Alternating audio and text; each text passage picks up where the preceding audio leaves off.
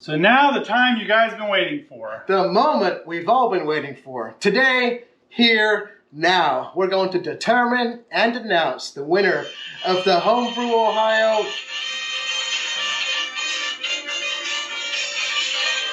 How's the test going? Are you going to answer that? Hello? Really?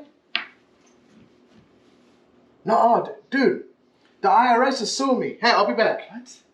Eric, it's a scam. I'll be back.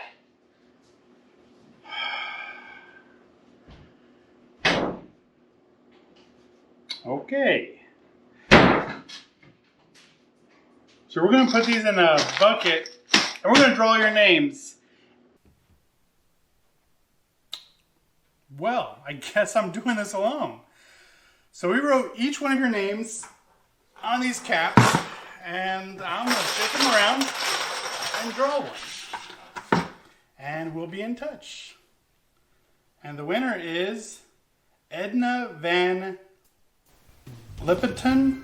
I'm sorry if I just brutalized your name. But yeah, you won. Congratulations. And we'll be in touch.